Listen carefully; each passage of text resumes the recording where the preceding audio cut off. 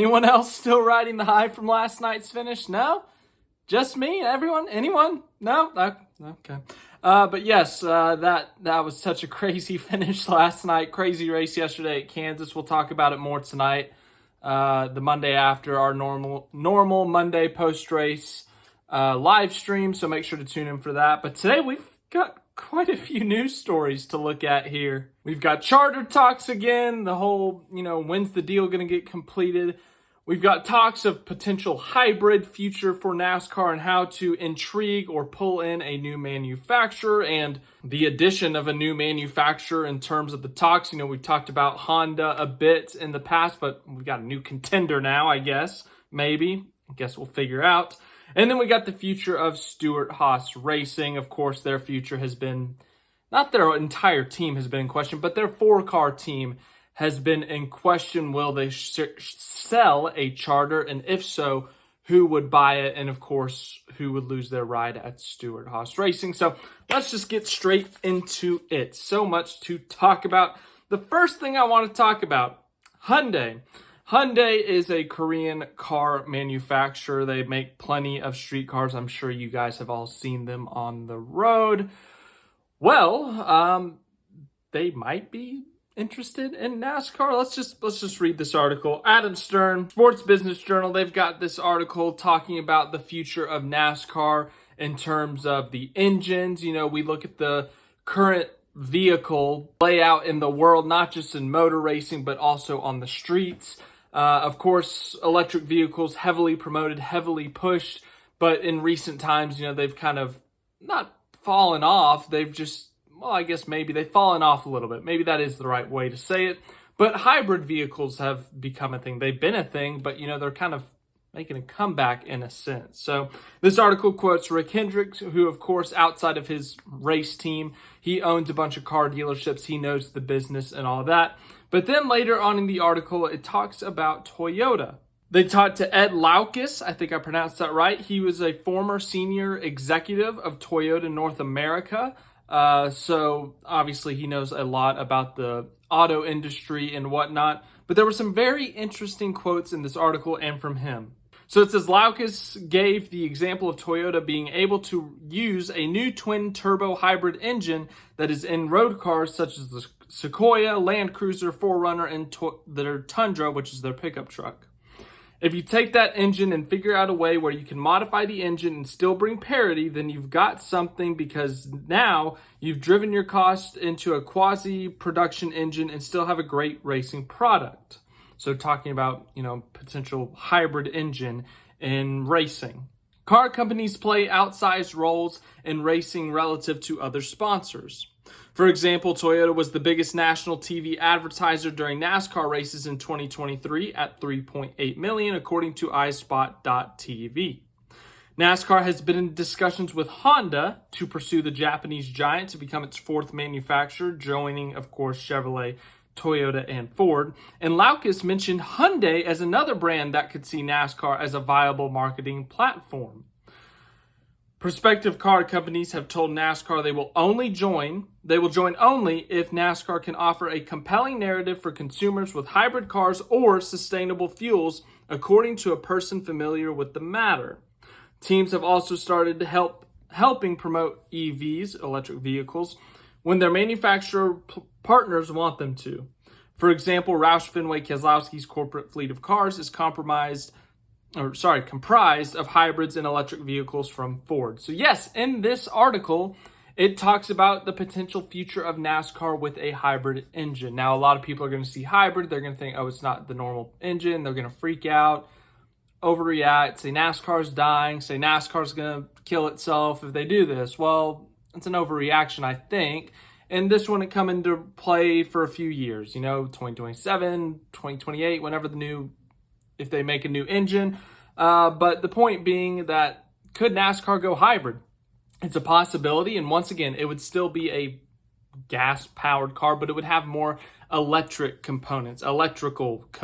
We see a lot of other series with a hybrid car. I think IMSA, Formula One, IndyCar, a lot of these other racing series, they have hybrid engines. So NASCAR would not be the first.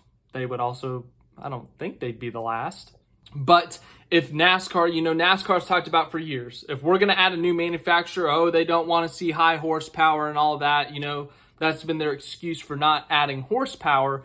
Well, now we have a reason for a manufacturer coming in, a new one, whether it's Honda or Hyundai. It would be sustainable fuels or a hybrid engine. And obviously those are two massive changes. I don't know how it would work exactly. I'm not an engine expert or a fuel expert, but obviously NASCAR has been partnered with Sunoco forever in terms of fuel. So I don't know if Sunoco has a sustainable fuel that they could use for the engines that's more environmentally friendly, or if the hybrid engine, what that would entail. But you have to think with the hybrid engine, with having more electrical components, maybe the electrical components could help add horsepower. NASCAR's been so reluctant. They've been so hesitant to add horsepower. Maybe this would be a way to get more horsepower. So maybe it could actually be a good thing. I don't know what it would do to the noise of the engine. I don't know, but hopefully it's still loud. But this is not a guarantee. It's not locked in, but it's for sure an interesting story. Just the thought of NASCAR going to a hybrid engine, what it could do, and all of that stuff. As for Hyundai, that's a very interesting potential manufacturer in NASCAR. Now, obviously, we have Ford and Chevy, two American manufacturers. We have Toyota, a Japanese manufacturer who joined about 15 years ago, I want to say, 2007, 2008, somewhere in that range. So 15, 16, 17, whatever that math adds up to. So we could see another international manufacturer in NASCAR, with whether it's Honda or Hyundai. We've talked about Honda already potentially joining NASCAR, but Hyundai, I'm curious. And the word, it says they see NASCAR as a viable marketing platform. I would assume that means they want to, join, right? But obviously a very interesting choice. I want to see a fourth manufacturer. I think it would be more fun. It could bring more eyeballs into the sport. Could potentially bring more companies, more money into the sport, I just see a lot of positives with a new manufacturer, whether it's Honda or Hyundai. So very interesting thing here. Just thought I'd share that with you guys. I got the full article in the description if you want to go read it. But just a lot of interesting things going on in the NASCAR world right now. Other interesting things. We're going to talk about charters again. This charter deal still not done. NASCAR has said that they're very close. The team owners, well, they seem to think different. They are clashing right now over this charter deal that ends at the end of the calendar year. And, well, a deal needs to be done. The main topic is money. Another main topic is, do they want to make the charter system permanent? I think NASCAR wants to keep the deal within, the media rights deal. So the media rights deal is about 7-8 years. NASCAR just wants to extend the charter deal, or the new charter deal be a 7 to 8 year deal, so that they can just line everything up. Charters, media deal, they're lined up. Perfect. That's what they want to do. Now, as for everything else in the charter deal, there's still a lot of arguments going on. Nothing's been locked up. But then there was this very, I say this word a lot, but interesting clause in a potential charter deal that would allow the France family to own a team. And, the NASCAR teams, the current teams, responded as how you would expect. NASCAR floated the possibility of changing a clause in its charter system that would allow a member of the France family to buy into a team, but the idea may be scrapped after receiving pushback, according to sources. The sides have been in talks to strike a new revenue sharing agreement that would start next year in tandem with NASCAR's fresh media rights agreements. Teams are demanding 4 terms in the new charter agreement: 45% of traditional media revenue, permanent charters, 33% of new revenue, and number 4, greater governance powers. While they have yet to come to terms, NASCAR has engaged at different times with the teams about what a deal would look like over the last 18 months, including meeting individually with many teams despite the initial desire by the Race Team Alliance to negotiate through its own committee. And then later on down the article, It says changing the clause could let France or another family member enjoy some of the gains being seen from the sports charter system, which has increased 11-fold in value in recent years. Teams have been hesitant to embrace the proposal due to fear that it could undermine the integrity of the sport, according to people familiar with the talks. NASCAR did not respond to a request for comment, but it recently told teams that they can expect to see a full papered version of their offer coming handful of weeks. And then it says some more things about the current agreement. And it says, under the current agreement, NASCAR agrees that neither it nor any family relative of the owners of NASCAR will acquire a direct or indirect interest in a team if that relative is involved in the active management of NASCAR holdings, according to a copy of the agreement reviewed by Sports Business Journal. The clause does lay out certain exceptions, such as how NASCAR could acquire a team for up to 12 months if it was deemed to be necessary while it looked for another buyer. Another exception would be if a France family member was not involved in management of NASCAR. For example, brace yourself here. Former CEO Brian France is no longer an employee at NASCAR Holdings, so under those terms, he'd be free to buy a charter. The current charter agreement was instituted in 2016 and goes through 2024. Some of the people familiar with the matter said the topic of changing the clause hasn't been mentioned in meetings in some time. So it sounds like this has kind of been resolved, but could you imagine if a France family member, the family that owns NASCAR, if they owned a team, whether it's Jim, whether it's Brian, whether it's Jim's grandson, Billy, I don't know if that's actually his grandson's name, but if someone in the France family owned a team, I fear it would get quite toxic. So there's a reason this is not going to happen. Yeah, look at IndyCar right now. IndyCar, the series is owned by Roger Penske. Roger Penske owns a race team. I remember when that deal was struck, there were questions asked. And then recently there was that big cheating scandal in IndyCar with Roger Penske's team. And now there's a bunch of hostility. So when the owner of the series has a team, it just, to me, I just see no positives in it. Now, the France family may want to own a team, just as it says, the charters, that's like financial guarantee. That's like some sort of savings account that you can have for your future, for either you, for your children, your grandchildren, whatever it may be, because these charters have spiked in value. But ultimately, just a France family member owning a NASCAR team, I just don't see any way it goes good. There's just going to be screamings of, oh, it's rigged for them. Oh, they're going to rig it for themselves at some point.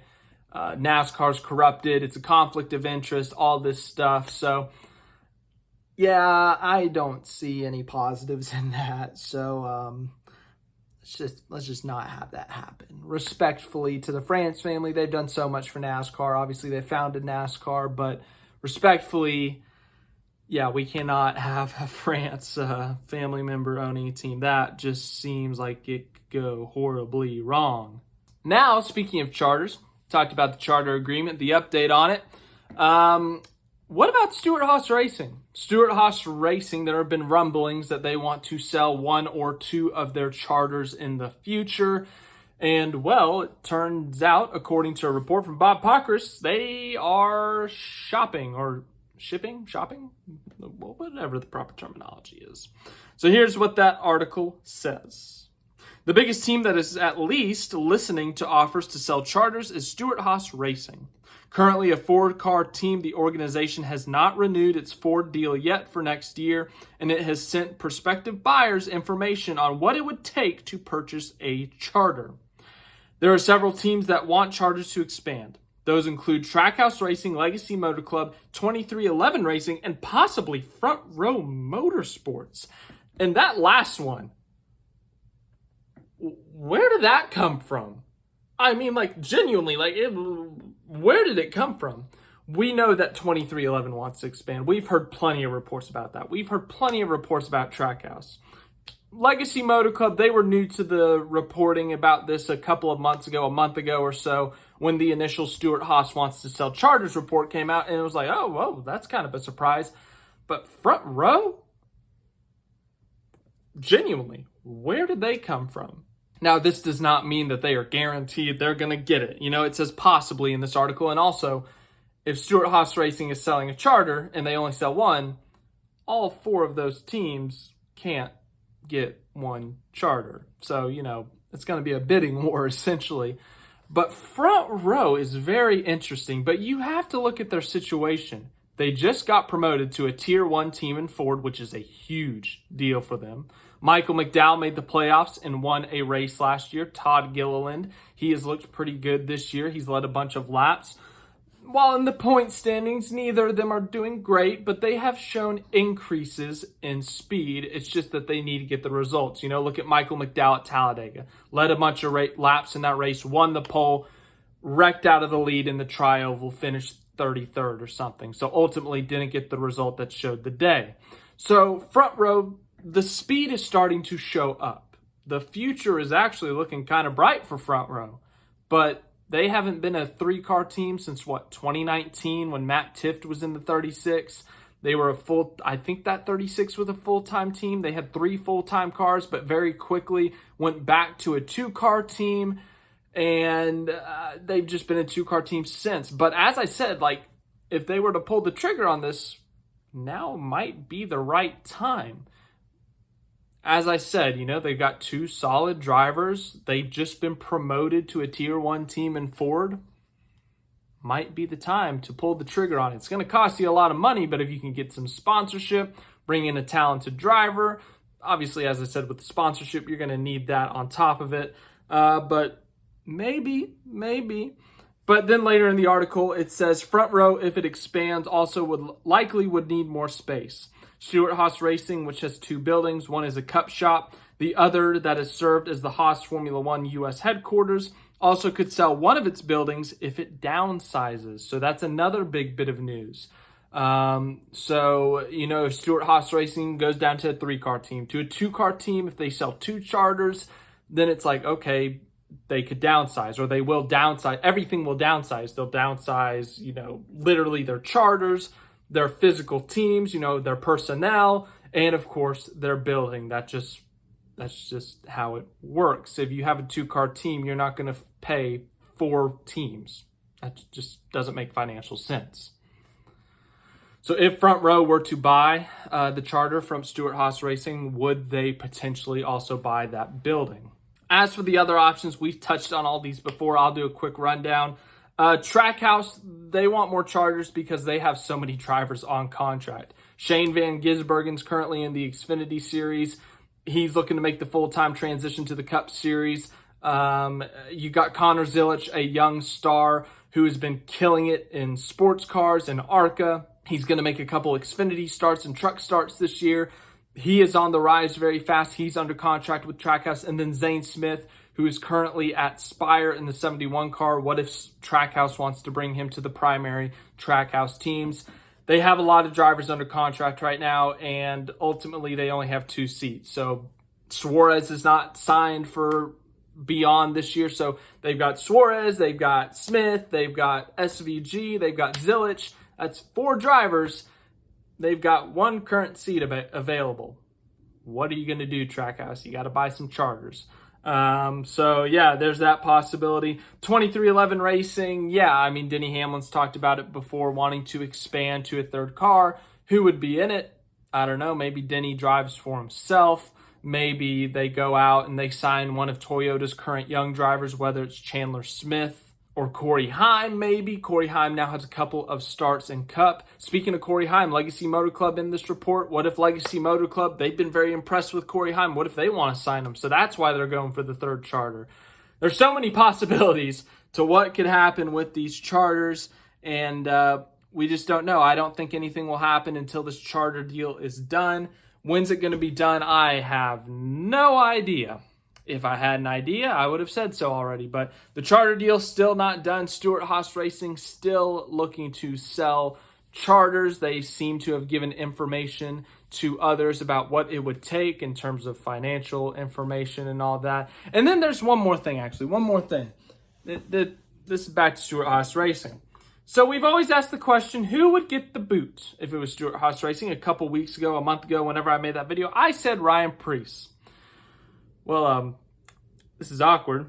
I don't know if I'm just reading too much into it or what, but Toby Christie had this thread about Noah Gragson saying that he, Chase Briscoe, and Josh Berry have started a study group in a sense, about data and techniques to improve the speed at Stewart-Haas Racing. Well, the thing is, Stewart-Haas Racing has 4 drivers. That's only 3 of them that I just mentioned. And so Toby Christie gives the statistics saying, 3 of them will start from 17th or better. The 4th car will start 32nd, and that's Ryan Preece. And then Ryan Preece responds, study group that I wasn't aware of. It's awkward. Yeah, once again, I don't know if I'm just reading too much into that, but maybe awkward, maybe not. I think Ryan Preece's deal is up at the end of the year, so yeah, but thanks for watching this video. As I said, tonight we'll talk about the races from this weekend. We'll talk about the Truck Series race, talk about that iconic Cup Series finish. We'll talk about the F1 race. So thanks for watching this video. Hope you enjoyed it. I'll see you guys in the next one.